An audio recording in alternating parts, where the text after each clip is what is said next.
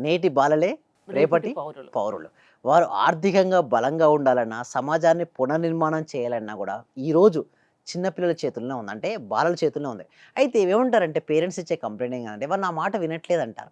నిజం చెప్పాలి ఇప్పుడు టైం మారిందండి. వాళ్ళ నుంచి చాలా నేర్చుకోవాలి. అంటే వాళ్ళకు చెప్పే విధానంగా చెప్పాలి. అంటే ఇప్పుడు మనం మొబైల్ చూస్తున్నాం మేడం. ఓకే. వారిని మొబైల్ చూడొద్దని అంటున్నాం. వింటారా? అంటే వారిని మార్చడానికంటే ముందుగా ఎవరైతే పేరెంట్స్ తల్లిదండ్రులు అంటున్నారో ముందు మారాలి. తల్లిదండ్రులు మారాలి. అంటే హ్మ్. బుక్స్ చదవడం అలవాటు చేసుకోవాలి. మరి ఏమంటారంటే చేంజ్ ద హ్యాబిట్స్ అంటే మన అలవాట్లు ఎప్పుడైతే మనం మార్చుకుంటామో పిల్లలు చూసి గమనిస్తారు. అంటే నేర్చుకోవడానికి ఇష్టపడుతుంటారు. ఎవరైతే పేరెంట్స్ వింటున్నారో మీ పిల్లలతో కలిసి అటెండ్ అవ్వండి ఈ ప్రోగ్రామ్.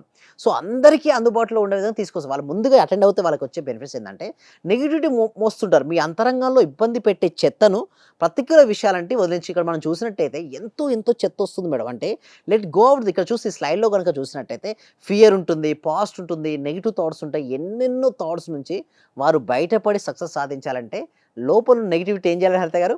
వదిలేయాలి.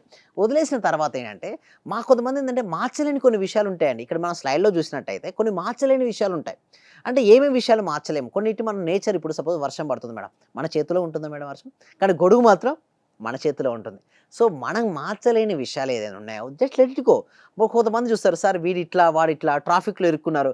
ట్రాఫిక్ సిగ్నల్‌లో ఉన్నారు. వీడిట్లా అది చూడండి చాలామంది ఆర్గ్యుమెంట్ చేస్తారు. బ్లేమింగ్ చేస్తారు.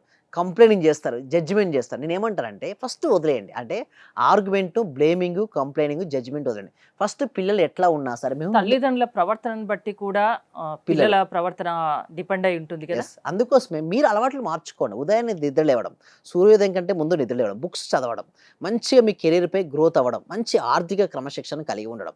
డబ్బు సంపాదించాలంటే ఎలా సంపాదించాలో ముందుగా వాళ్ళకు చిన్న ఎక్సర్సైజ్ ద్వారా, ఒక పాఠాల ద్వారా నేర్పించడం. ఇవన్నీ చేయడం వల్ల పిల్లలు మంచి శక్తివంతంగా ఎదుగుతారండి హరిత గారు. సో, ఇంకా వాళ్ళు పిల్లల్ని ఎలా పెంచాలి అన్నది తెలియాలంటే మీ క్లాసెస్‌కి అటెండ్ అయితే మీరు ఇంకా విషయాలు నేర్పిస్తారు. అవునండి. థ్యాంక్ యూ విజయ్ గారు. విశ్వం విజయ్ గారి ఆన్‌లైన్ క్లాసెస్ మీరు అటెండ్ అవ్వాలి అనుకుంటే స్క్రీన్‌పై స్క్రోల్ అవుతున్న నంబర్స్ కాల్ చేసి కాంటాక్ట్ అవ్వండి. చూస్తూనే ఉండండి సుమన్ టీవీ.